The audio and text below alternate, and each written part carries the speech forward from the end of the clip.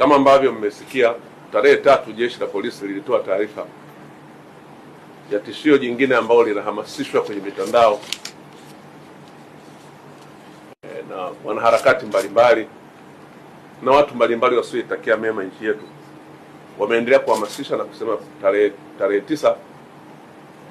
ya mwezi huu wa 12, yani kesho, tuna watu wanahamasisha na kupanga kufanya maandamano wanayoyaita ya amani yasiyokuwa na ukomo. Maandamano hayo ya amani yasiyokuwa na ukomo hayaonekani yanaombwa na nani, kwa utaratibu gani, lakini maandamano ambayo tunafahamu sisi yaliyo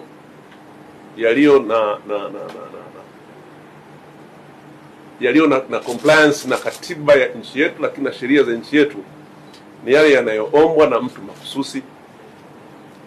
na yanakuwa yana ujumbe mahususi na yanasema shabaha yake ni nini, lakini yanaeleza yatafanyika wapi, yatatoka wapi hadi wapi, ili jeshi la polisi liweze kutoa huduma ya watu hao wenye ujumbe wa namna hiyo. Haya yanayoelezwa kama ambavyo imeelezwa katika taarifa kwa umma ya jeshi la polisi iliyotolewa tarehe 5 ni kwamba hayana muombaji, hayaelezi yanatoka wapi kwenda wapi, hayaelezi ujumbe ni nini,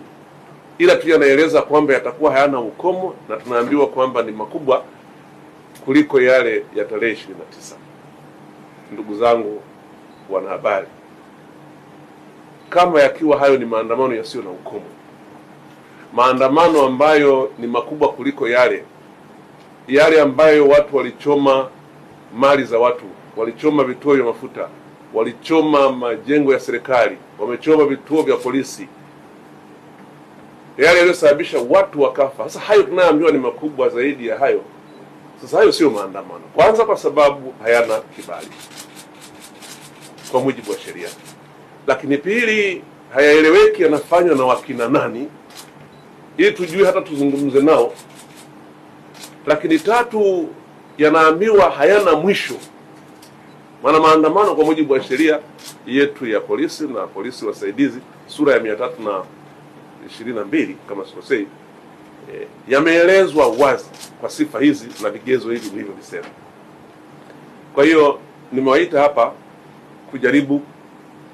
kutumia vyombo vyenu vya habari kuwaambia Watanzania maandamano hayo ni haramu, hayaruhusiwi,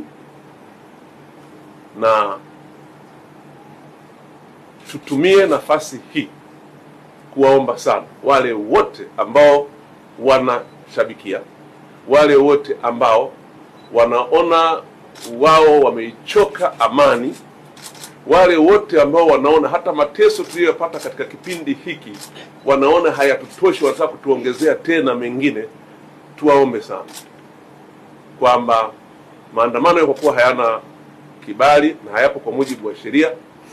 hayakubaliki na ni kinyume cha sheria, na kwa hivyo vyombo vyetu vya usalama vitayadhibiti.